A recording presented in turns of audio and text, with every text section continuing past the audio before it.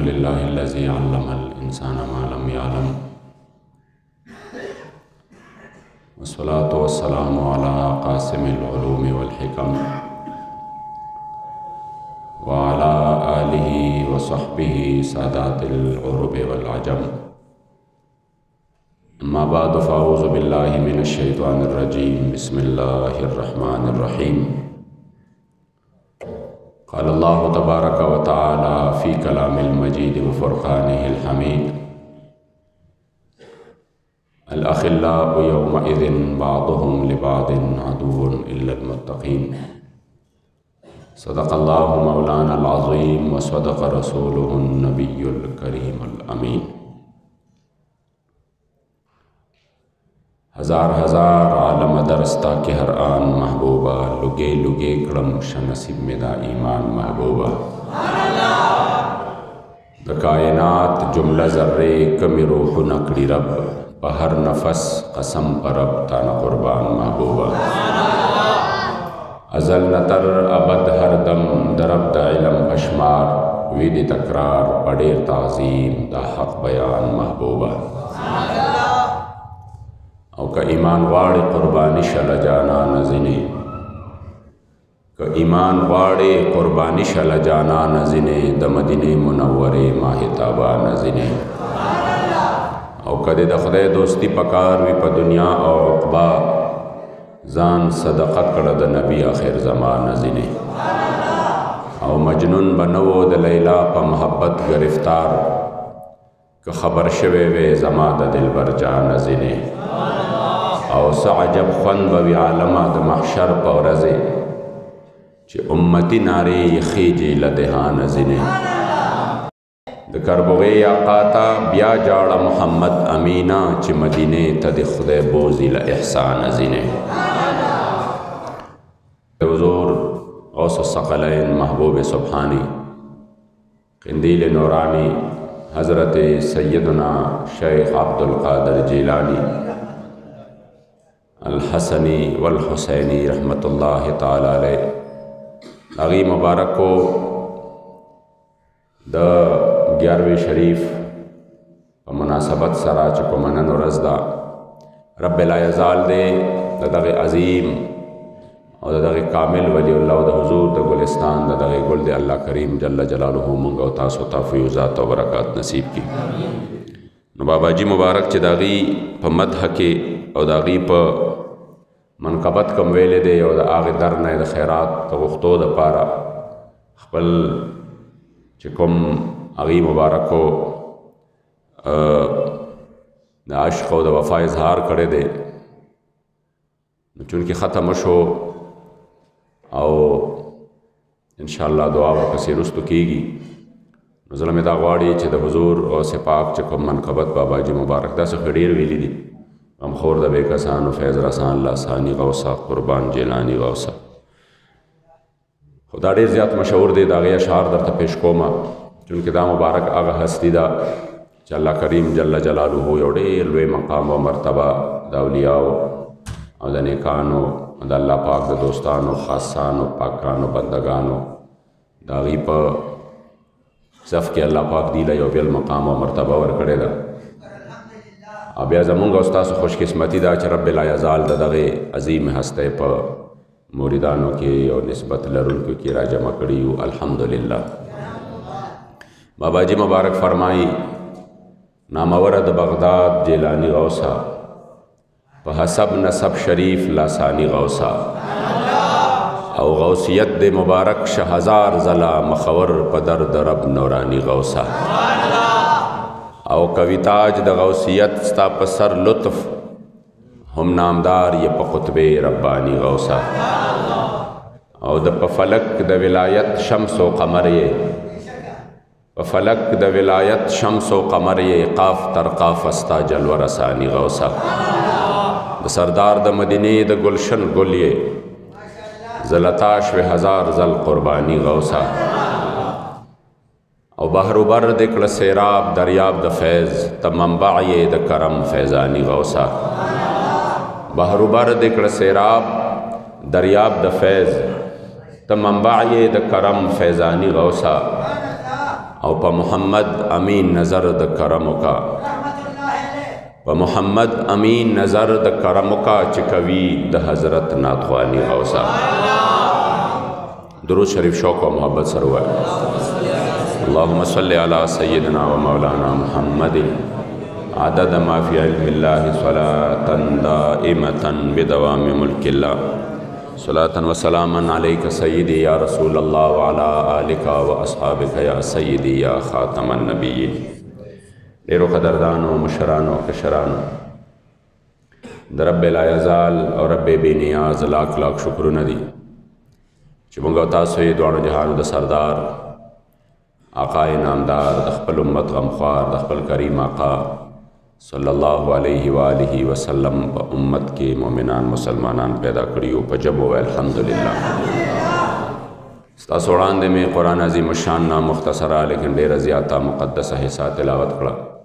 چې الله کریم جل جلاله فرمایي چې ډېر دوستی داسې دي چې د محشر په ورځ باندې به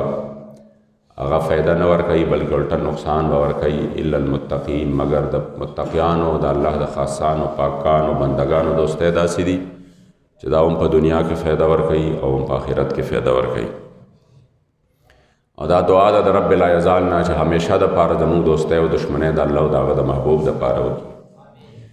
که مونږ د سیدنا غوث پاک نوم اخلو نو داسې نه ده ګوندې چې مونږ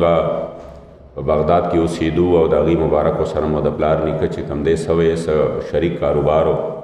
او یا ورسره څه شریک مفاداتو او یا مونږ هغې مبارکو مونږ له څه دنیاوي څه کارونه کړي دي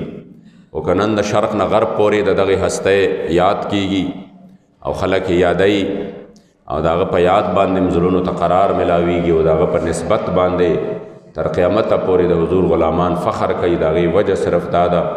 چې هغې مونږ ته در د مدینې منورې د جانان مبارک ښودلی دی او هغې د دین متین خدمت کړی دی د حضور علیه الصلاة والسلام د دین خدمت یې کړی دی او د حضور د عشق او وفا پیغام یې د شرق نه غرب پورې رسولی دی نو د هغې د خاطره یې نن په چارسده کې مونږ یادو او همدارنګې د دغې خاطره الله کریم جل جلاله دی مبارک الله په هر طرف باندې یو عجیبه کیف و سرور ورکړی دی چې په هر طرف باندې څوک هم د دې مبارکو ذکر کوي زړونو ته په قرار ملاویږي او په دغې نسبت باندې فخر کوي او چونکې دا مبارک چې الله کریم جل جلاله فیض د مدینې منورې د جانان مبارک نه ورکړی دی او زما د محبوب علیه الصلاة والسلام د دین خدمت یې په داسې انداز کې کړی دی چې د حضور علیه الصلاة والسلام مبارک د هغې فیض نه دی په ټولو کائناتو باندې بیا الله کریم جل جلاله که شرق دی او که غرب دی که څومره مسلمانان دي د دې مبارکو موریدان دي د دې مبارکو په سلسله کې راځي نو الله بیا دغه اختیار او تصرف ورکړی دی چې هغې ته خپل فیض رسوي او ځکه باشک صادق فرمایل چې غمخور د بې کسانو فیض رسان لاسانی غوثا قربان جیلانی غوثا په درد رب نامدار او قدردان لاسانی غوثا قربان جیلانی غوثا او ما سم قدم پلار ستا ایخی ند ملامت یم لائق د خجالت یم بابا جی مبارک د خپل مرشد پاک داغه په در کې څه فرمایي ما سم قدم پلار ستا ایخی ند ملامت یم د دې مبارکو عاجزي وه یعنې چې کوم خدمت دی مبارکو د دین کړی دی نو هغې ته خو مخلوق ګوته په خوله باندې حیران ولاړ دی او الله کریم جل جلاله چې په دغې موریدانو کې دی مرید له او دی فقیر له کم شان او مرتبه ورکړې ده چې دربار د مدینې منورې د جانان کې مقبول دی او د هغې مبارکو په دربار کې قبولیت حاصل کړی دی د دې نه باندې عزت او شرف چې دی په مخ د ځمکه باندې بل نشته ځکه به نیکه مبارک فرمایل چې مې رهبر د مینې ستا شو په دې لاره کې مل چې مې رهبر د مینې ستا شو په دې لاره کې مل کم نه دی شعر هم د بابا عبدالرحمن زما او مخ را څرګند کړه د حجاب نه جانان زما شس پیلني په در کې ستا دواړه چشمان زما او مراد میں تا مقصد میں تا مطلب میں تے والله قسم پکار ندی بیتا دواړه جهان زما او د دواړو کونو په خادو به د غم ور نکړما په غم کې ستا دی وي مدام زړه پریشان زما او عشق میں مجنون نزک زیات دی چې لیلا زرزلې شس پیلنی تر قدمونو د لیلا نظما او چې مرهبر د مینې ستا شو په دې لاره کې مل کم نه دی شعر هم د بابا عبدالرحمن زما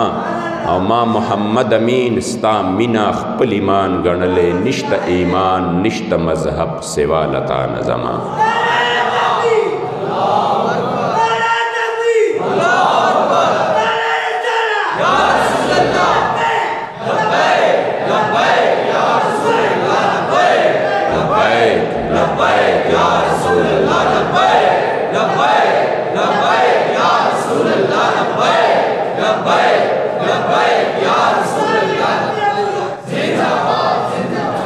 امیر المجاہدین فنافی خاتم النبیین حضرت قبلہ خادم حسین رضوی رحمت اللہ تعالی علیہ ونور اللہ مرقدہ شریف مبارک بفرمائل وی مونږ چې تر قیامت پورې څوک منلی دی او څوک منو د حضور د خاطرې منو او د حضور مبارک د وجه نه منو تر قیامت پورې چې د چا خاطر کو او چا لمو په زړه کې ځای ورکړی دی نو هغه د مدینې منورې د جانان مبارک د خاطر هم ورکړی دی زه تللی ما بغداد شریف ته الحمدلله زمونږ د حضور غوث پاک سره صحبت خو نه دی شوی نه مو ورسره ملاقاتونه شوي دي که تلي یو بغداد شریف ته نو هغه هم د دې مبارکو د وجې نه تلي یو چې دا مبارک سره یو نسبت دی د هغې عظیم خورې الله کریم جل جلاله دې د دې مبارکو په فیض باندې مونږ او تاسو ټول مستفیض وګرځئ فرمایي چې که مونږ صحابو سره مینه ساتو نو هغه هم د حضور د خاطره او که زمونږ په رګ رګ کې د اهل بیتو مینه ده او محبت دی نو هغه هم د حضور د خاطره او که د اولیاء کاملین سره مینه ساتو نو هغه هم د حضور مبارک د خاطره چې د هغې ټول بنیاد ذات بابرکت د مدینې منورې جانان مبارک دی اولیاء سره په دغه وجه باندې مینه ساتو چې دوی خدام او خدمت کوونکي د دین د مدینې منورې د جانان مبارک دی په دې وجه باندې قدردانو اسلام له الله پاک عزت ورکړی دی چې بیا اسلام سره چا ځان یو کو هغې له الله پاک بیا عزت ورکوي اسلام له الله پاک بلندي ورکړی د عروج ورکړی دی ناکامي شته دی نه چې چا ځان اسلام سره کو او چا ځان د اسلام بچی جوړ کړ نو اسلام بیا د هغې املام ځمکې ته نه پرېږدي بیا هغې نه عروج ورکوي صحابه کرام چې په کم ماحول کې راغلل نو ماحول خو ډېر زیات سخت و ډېر تکلیف دی و حضرت سیدنا ابوبکر صدیق رضی اللہ تعالیٰ عنہ مبارک دا غی مبارک و نراواخلا چې د کم صحابی د اسلام د اوائل جن گورے د مشکلاتو نه ډک دی هغه د تکالیفو نه ډک دی الله کریم جل جلاله په خپله باندې فرمایي ان الذين اجرموا كانوا من الذين آمنوا يضحكون واذا مروا بهم يتغامزون واذا انقلبوا الى اهلهم انقلبوا فكهين واذا راوهم قالوا ان هؤلاء لضالون الله کریم جل جلاله فرمایي چې کله به هم دا مسلمانان داسې تیرېدل او یا به مسلمانان ناستو کفار به تیرېدل نو دی بچ کم دی په دغه وخت کې په مسلمانانو پورې ټوکې کولې څه به کولې ټوکې به کولې او چې کله به داسې تېرېدل نو عجیب عجیب اشارې به ورته کولې یعنی یو ډېر د حقارت اشارې به ورته کولې او بیا به چې کله خپل راغلل او په خپله جمع کې به یو شو او مجمع به خپله جوړه کړه نو الله کریم جل جلاله فرمایي بیا به خنداګانې کورې چې وګوره نن ابوبکر صدیق صاحب څنګه مو د هغې مبارک ورسره ټوکې وکړې نن مو څنګه حضرت بلال چې کوم دی هغه مبارک لمو سختۍ او تکلیفونه پې تېر کړه نن مو څنګه حضرت سمیې باندې دا کړل نن مو څنګه حضرت حباب باندې دا چلو کو دا ټولې قصې به کولې راجمع به او په دې باندې به ګپ ګرم کړی او داسې ماحولو او چې کله به هم داسې راتلل او صحابه کرام مناستو نوې به هغه چې کم العیاذ بالله ګمراه خلک دی هغه دادي هغه خپل دین چې پرېښودی دی هغه دادي مگر په دې حالت کې هم صحابهو د اسلام لمن پرې نه ښوده د حضور لمن یې پرې نه ښوده حضرت سیدنا ابوبکر صدیق رضی الله تعالی عنہ مبارک باندې دومره شدید ترین په دې مبارکو باندې تشدد شو چې مخ مبارک کې راو پړسېده سترګې راو پړسېدې پوزې مبارکې چې کم دی هغه زخمي شوه او درې ورځې دا مبارک بېهوش شو خو د هغې باوجود چې کله سترګې کولاویږي نو لومبنې تپوس د مدینې منورې د جانان مبارک کوي قبیلې والا وی جوړ دا مبارک دنیا هم تشریف یوړه دومره سختۍ او تکلیف کې حضرت سیدنا عثمان رضی الله تعالی عنہ مبارک چې اسلام راوړه نو کمې چې ترو هغه دا مبارک په پوزي کې بند کو او لږي به ورته کول او ورته به وی چې شابه واپس شه خدای مبارک د خپل اراده نه وانړو ویګه دې باندې د خپل اراده نه وانړو دا عزتمندو د صحابه کرام شان دی او دا د اغي د اسلام سره صدا د اسلام سره د اغي وفاداری دا حضرت سیدنا ابو ذر غفاری رضی الله تعالی عنہ مبارک چې کله راغې او خپل بنو غفار د قبیلې نه او زما د جانان مبارک غلامی اختیار کړه نو کریم آقا مبارک ورته وی چې ابو ذر لاړ شه او په خپل قبیله کې د اسلام دعوت ورکا خدا مبارک چې راووته نو دله مزه دی ورکوله چې دا کم قریش ناستی دي دا کم ابو جهل عتبه او شیبه ناستی دي مزه به دا کوي چې زه د دې په وړاندې د خپل محبوب علیه السلام د غلامۍ نه راووم او والله العظیم د دې خوندم جدا دی چې انسان په سخته کې د دین کارو کی انسان په تکلیف کې د دین کارو کی په راحت کې او په خوشحالو کې دومره مزه نشته بابا جی مبارک به فرمایل نعت ویل په منبر باندې او د یو مجمع په وړاندې یو پرامن ماحول کې د عاشقانو په مینس کې نعت ویل جدا دي او چې نه مخامخ د 500 تختوي او ټول عالم کفر د په مقابل کې ولاړی او هغه ټول ستا وینو ته تګي ناشتي او په دغه وخت کې عاشق صادق باندې د 500 حکم شوی او دا مبارک د گجرات په جیل په کال کوټری کې د گجرات د جیل په پانسی گاټ کې دا مبارک لګیای چې ماستا د عشق په جرم وجنی دا غوغا چې دنن سر کرا پورته په دیوال دا تماشا چې دنن او ماستا د عشق رسه ازل نه په گردن راوړې د دار د سر د پا صدا زما سزا چې دنن او قیس خو زمان رستو ناستو د ازل په مکتب قصه مشهوره د مجنون او د لیلا چې دنن وکړه سودا پزړه او روح نن په بازار د مینې سبا بنوي دا سودا کم سودا چې دنن دا شان د مدینه منورې د جانان مبارک د صحابه دی چې د دومره سختو او تکلیفونو باوجود نو بابا جی مبارک به فرمایل چې داغي بیا مزه جدا ده چې انسان ته تکلیفي مخامخ ټول انګریزي سامراج ولاړ وي خپل خلک راغوښتي وي او هغه وی چې نن به د حضور یو غلام حضرت کفایت الله کافی رحمت الله تعالی علیه پانسی ورکو وتیو کالو نزیات عمر دی د شپې والا په وجود باندې ګرم اسره ګرځولې دي تلی ولا ټول سیزلې دي او بیا ولا پاغه زخمونو باندې مرچکې چولې دي او بیا سهار باندې ورته د 500 تختیدار ورته سجاو کړي دي او زله کې دا وی چې نن دا بوډا بابا راضی نو دی بسمره په جړاګانو باندې راضی او سمره مافه بغواړي او قربان دغه جذبې نشم چې کفایت الله کافی د ټول انګریز سامراج په وړاندې کله زما د مدینه منورې د جانان په دین باندې د قربانېدو د پاره را روان دی نو خپل سینې چې کوم دی چې تکړه دا او بیا لکه د پهلوانانو غوندې تک کوي داسې او په زبان باندې فل بدیه دا نعرہ دا چې کوئی گل باقی رہے گا نئے چمن رہ جائے گا بس رسول اللہ کا دین حسن رہ جائے گا اگی ته وی چې دا تاسو وایي چې د شرق نه غرب پورې زمونږه بادشاہی دا او زمونږ په بادشاہی کې نور نه ډوبېږي ستاسو نوم نشان بم ختم شي خو یاد ساتئ سونو کاله پس بم حاجی آباد شریف کې زما چرچم کېږي د حضور د خاطره او زما د جانان چرچې بم تر قیامته پورې کېږي ننم عزتمندو د کفایت الله کافی تذکرې کېږي د حضور د خاطره ننم د هغه عظمت ته سلامونه پیش کېږي د حضور د خاطره ننم د عاشق صادق حاجی محمد امین رحمت الله تعالی علیه په نوم باندې زړه ته قرار ملاویږي د حضور د خاطره عزتمندو دا هغه جذبه دا چې ابوذر غفاری په دې باندې مجبور کو چې حضور ورته وی لاړ شه او په خپل قبیله کې به د اسلام دعوت ورکې هغه چراغ مطاف تا او چې وی قتل نو دا کفار داسې غیر چاپیره ناستو نو دله د دغه ایمانی غیرت داسې روچت شو د وی چې نه خوند نه کوي داسې چې زه د دې د یارې نه زه وایم چې نه زه خاموش شمه یا د یو بل حکمت د وجې نه زه خاموش پاتې شم کله داسې دی مبارک راغی نو چونکې ناشنا و نو اول داسې د دې په دې وړاندې باندې داسې تیر شو او چې کله ټولو باندې تیر شو نو دغه ټول ورته فکر شو چې دا نوی کس څه دی او دا څه کوي چې کله ورته د ټولو خیال شو او په یو ځای باندې ټول کفارو د مکې هم په ده باندې سترګې شوې نو د مبارک د ټولو په وړاندې باندې نعره وواله چې اشهد ان لا اله الا الله وان محمدا عبده ورسوله زما د جانان مبارک د رسالت او د الله کریم جل جلاله د وحدانیت نعره والا باز کفار په ټول د هر طرف راغون شو چې چاله په لاس کې چپله ورله، چاله په لاس کې اډوکې ورغې، چاله په لاس کې کاڼې ورغې، چاله په لاس کې چې کم دی کوتک ورغې او چا سره نو هغه بیا همداسې را منډه کړه او په ده مبارک باندې په دې منځ کې راکېښودی.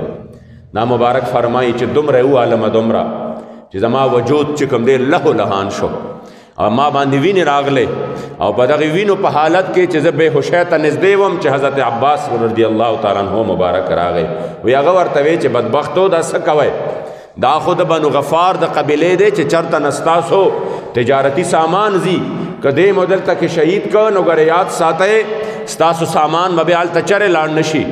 هغه قبیله به ستاسو خلاف شي ټوله. بس وی زه ټولو پرېښودم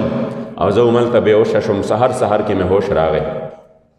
وی چې هوش مې راغی نو وی داسې په تکلیف حالت کې راغلم، د زمزم د اوبو خواله راغلم او د هغې نه مې اوبه راواغستې او په خپل وجود باندې مې راواچولې او هغه خپل زخمونه مې په هغې باندې پاک کړل او چې کله مې زخمونه پاک کړل نو بیا مې انتظار کو چې بیا به کله سحر شي او بیا به کله دا کفار راځي چې یو ځل زه بیا د دې په وړاندې د مدینې منورې د جانان مبارک د غلامۍ چغه ووهمه او یو ځل دی بیا په ما باندې راغون شي او زما دا وجود لهو لهان شي او زما د وجود قطره قطره د حضور علیه الصلاۃ والسلام په غلامۍ باندې گواهی ورکړي. دا عزتمندو جذبه وه. وی حضرت ابوذر فرمایي چې بیا کله بیا دی راغلل ما بیا ناره وواله او دی بیا په ما باندې راغون شو. بیا هم هغسې حضرت عباس ورته ووي چې دا تاسو څه کوئ؟ وی په درېیمه ورځ باندې بیا هم دغه چلو شو. وی بیا زما د زړه دا گواهي ورکوله چې مزه دا کوي چې دی دا چرته ونه وي چې ویرېده یا زخمونه ویرو. وی په درېیمه ورځ باندې چې کله بیا دی راغلل نو زه بیا راغلم خو په درېیمه ورځ را کې دومره سکت هم نه دومره مې د وجود کې طاقت نه چې تیزه ناره مې والې وې، تیزه چغه مې والې وې. وی ډېره چغه مې نه شو والې، پښتو مې درد کو، پښتو مې درد کو، چغه مې تیزه نه شو والې. خو ما وی چې چغه ونه وامه مزه نه کوي چې نن د حضور علیه السلام د رسالت گواهي د دې په وړاندې په دې حالت کې حکم. وی دا خپل دواړه لاسونه مې په دې پښتو باندې کلک کېښودل او د هغې نه پس مې بیا چغه کړه چې اشهد ان محمد رسول الله. عزتمنو دا اوایلو د اسلام چې ډېرې سختې وې بیا د هغې نه پس چې چا اسلام د مکې معظمې په ماحول کې نه پرېښوده، اسلام کې دومره طاقت دی چې د هغې کورونو ته ورننوت. ابو جهل وی زه نه پرېږدم، په ټول عرب کې د اسلام نه پرېږدم. سوال نه پیدا کېږي چې اسلام ما نه پیلاو شي. اسلام دومره طاقتورو چې د ابو جهل بچے حضرت اکرمه رضی الله تعالی عنہ مبارک اسلام قبول کړ. هغه دشمنان چې ځان ته دشمنان وې د هغې کورونو ته اسلام نه ننوته. زما جانان مبارک فرمایي چې دغه ان الدین بدأ غریبا چې بېشکه دا دین چې دی دا چې کله شروع شو نو دا ناشنا و، چا وله ځای نه ورکو او د هغې نه پس بیا الله کریم جل جلاله د شرق نه غرب پورې خور کو. حضور فرمایي وسیعود کما بدأ، ډېر زر دی چې هغه ورځ به بیا راشي چې دا دین به بیا ناشنا شي. د دې دین د دې نظام ته به بیا څوک ځای نه ورکوي، نه به څوک په کور کې ځای ورکوي، نه به په حجره کې ځای ورکوي، نه به په نظام کې ځای ورکوي، نه به په خپل لین دین کې ځای ورکوي، نه به په خپلو فیصلو کې ځای ورکوي، نه به په خپل وجود باندې ځای ورکوي، نه به خپله جامه د دین مطابق کوي. گویا کې دین با مکمل طور باندې ناشنا شي، نظامونه با ټول د کفر راشي، د ظلم راشي، د جبر راشي، د مغرب راشي، هر طرف ته به دین ناشنا شي. د مسلمانانو وطن د مسلمانانو ایرپورټ ته چې لاړ شي او کوشي او اسلام غوندې هولیه دې جوړه کړي ټول درته حیران حیران ګوري چې دا به د کوم طرف راغی. دا څه کوي دلته؟ دې زمانې ته وګوره، د هولیې ته وګوره، دین به دومره ناشنا شي. خو زما محبوب فرمایي چې کله د اسلام دومره ناشنا شي چې څوک ځای نه ورکوي چې 57 اسلامي ملکونو کې به یو ملک داسې نه چې ته ووایې چې دا د اسلام ماډل دی. دلته اسلام نافذ دی. ستا وطن چې د اسلام په نوم باندې آزاد شوی دی، 15 یا کاله وشو د اسلام د نظام په یو فوټ کې چې کوم دی څه نشته، نام و نشان نشته، یو فوټ ځای باندې اسلام نشته. عزتمندو دا دین به داسې ناشنا شي. زما کریم آقا مبارک فرمایي چې کله ناشنا شو بیا نو زه خوشخبری ورکوم هغه چاله فطوبى للغرباء چې څوک په دغه ټیم کې په دین اسلام باندې منګولې خخي کی نو د ده دپاره زه خوشخبری ورکوم. عزتمندو والله په دې وخت کې خوش قسمت هغه خلک دي چې د نظام اسلام خبره کوي او هغې له خوشخبري زما جانان ورکړې ده دا اغي د پارا دا عزت او شرف زما محبوب ور کړی دی چې کله دین د هر طرف باندې ناشنا شي او څوک په منګولې لګولو ته تیار نه، څوک د نظام خپلولو ته تیار نه. حضور فرمایي په دغه وخت کې د دې نظام خپلولو والا خوشخبری زور کوم. خپل کریم آقا ناغي مبارک حدیث مبارک دی فرمایي ذب الصالحون الاول فالاول. دا سه وخت براشي چې د نیکان خلق په دنیا نه لاړ شي وتبقى حفالة كحفالة الشعير او التمر، او بالکل ردی به پاتې شي لکه د کجورو د اوربشو دا کومه ردی چې وي ردی دا بوسه چې ورته وي دا به پاتې شي. لا یبالیهم الله بالا، چې الله کریم جل جلاله به بیا د دې پروا نه ساتي. داسې خلق به چې الله کریم جل جلاله ته به الله سپورته کړن، الله به د هغې پروا ساتله. داسې خلق به چې یو گفت به د خولې نه ووته نو الله کریم جل جلاله به د هغې خاطر کو. داسې خلق کو چې مخلوق د پاره به د خیر د پاره لاسونه پورته کړل نو الله به په مخلوق باندې خیر راوسته. خو محبوب می فرمایي چې زمانه به داسې راشي چې د نیکان خلق اوچت شي او بالکل یو ردی به پاتې شي چې بیا به الله د هغې پروا نه ساتي. نو عزتمندو ماحول خو الله ښایسته و چې کله به الله پاک د بندګانو پروا ساتله، کله به د هغې خیال کو، د هغې خاطر به کو. او چې کله الله پاک پروا نه ساتي د مخلوق نو عزتمندو د دې نه لوی د تباهۍ دور بیا بل نشته. ځکه محبوب میں فرمائی چې داسې ټیم به راشي چې خلک به جنګ کوي او یو قایل به آواز وکړي په هغې کې چې بھایا تاسو کې داسې څوک شته، هل فیکم من صاحب رسول الله، تاسو کې داسې څوک شته چې زما د محبوب علیه السلام ملګرتیا کړي. نو چېرته یو صحابي پکې موجود وي فیفتح لهم، د هغه د برکته به الله ټول لښکر له فتح ورکړي. بیا به یو وخت داسې راشي چې بیا به د جنګونو کې یو کس به آواز وکړي چې آیا په دې صف کې یعنی برکت دومره دی د نیکانو. هل فیکم من صاحب اصحاب رسول الله، آیا دې کې داسې څوک شته چې زما د مدینې منورې د جانان د صحابو سره ملګرتیا کړي. نو یو کس به راپاسي چې او دا چې دی دا تابعي دی د فلانې صحابه لیدلي دي. الله کریم جل جلاله و فیفتح لهم، د الله به د هغه د برکته لښکر له چې کوم دی کامیابي ورکړي. د الله د نیکانو دوستانو بندگانو د هغې وجود چې دی د نیکانو دی په دومره لوی لوی اسبابو باندې دا جنګونه نه دي ګټلې، دی له الله پاک مرتبې ورکړې وې او په هغې مرتبو باندې او الله کریم جل جلاله ایماني طاقت ورکړی او په هغې باندې دومره لوی لوی جنګونه ګټلي انګریزان یې تختولي دي. نن عزتمندو د مسلمانانو حالت دا شو چې لښکرې ښه ډېرې شوې، فوجونه هم ښه ډېر شو، جازونه هم ښه ډېر شو، ایټم هم ښه ډېرې شوې، میزایل هم ډېرې شوې، همدارنګې ټینکونه هم ښه ډېر شو، روزانه نوې نوې تجربات هم کېږي او ماشاءالله ټیکنالوجي کې هم ښه مخکې دي. خو د فلسطین د مظلوم مسلمان په آواز باندې تر اوسه پورې څوک لبیک نه وایي. فلسطین مظلومان مسلمانان اوسه پورې فریادونه کوي او چې هغې باندې اسرائیل کم ظلم کوي نو د اسرائیل پروا نشته، ځکه چې هغه ته پته ده چې دنیا ډکه ده د مسلمانانو نه، خو بې غیرته شوي دي. هغې نه اسلامي حمیت او غیرت وتلی دی. نو ایټم بم دی ورسره یي نو څپې جنګونه خو په ایټم بمو باندې نه دي ګټلی شوی، جنګونه په ایماني طاقت باندې ګټلی شوي دي. ایټمي طاقت چې دی نو دا خو ټیک د اسباب دي د جنگ دپاره، خو مومن چې همیشه بروسه کړې ده نو هغې په ایماني طاقت باندې کړې ده. نن هغه مظلومان چغې وهي فریادونه کوي. هغه ورځ یوې فلسطیني مظلومې خور فریاد کړی دی چې راشئ که د مدد مو نه شئ کولی ودرېدې را سره نه شئ نو کم از کم دفن مو کوئ، ښخ خو مو کوئ که نه. مونږ سره خو د دفن کېدو دپاره هم څوک نشته چې زمونږ دا مړي دفن کي، زمونږ دا بچي دفن کي، مونږ دپاره د دې هم څوک نشته، کم از کم راشئ دفن مو کوئ. هغه مظلومان فریاد کوي چې چرته به صلاح الدین ایوبي جانشینان چې یو ځل بیا راشي د مسجد اقصی باندې د اسلام جنډه بلنده کړي او د اسرائیلو له شکست ورکړي، د یهودو له شکست ورکړي. څوک دی عزتمندو چې د هغې په آواز باندې لبیک ووایي؟ څوک دی چې د هغې په غم باندې غمجن شي؟ څوک دی چې هغه دا ووایي چې او زه د مسلمان ورور په غم باندې غمجن یم؟ په یو داسې دور کې عزتمندو چې ډېر د بې حسۍ دور دی، زما جانان فرمایي فطوبی للغربا، زه خوشخبري ورکوم هغه چاله چې دې وخت کې په اسلام باندې منګولې خښې کړي. راځئ چې دا عهد وکړو چې موږ به انشاءالله د اسلام سره وفا کوو، د خپل جانان مبارک د دین سره به وفا کوو او د خپل مدینې منورې د جانان مبارک چې د کوم دین دپاره خپل وجود مبارک په وینو کې الله لهان کړی دی د هغې سره به وفا کوو. الله کریم جل جلاله دی د فلسطین په مظلومو مسلمانانو مسلمانانو باندې خپل خاص رحم وکي او رب لا یزال دې دغه مظلوم مسلمانانو ته د دې ظلم او د دې جبر نه نجات ورکي او رب لا یزال د اسرائیل په خپل قهر او غضب ټوکړي ټوکړي کی مسلمانانو کې د رب لا یزال اسلامی حمیت او غیرت پیدا کی چې د خپل مسلمانانو رونو جواب وکي او د فلسطین د مظلوم مسلمانانو حمایت وکي بالخصوص د پاکستان دغه واقدار ہوتا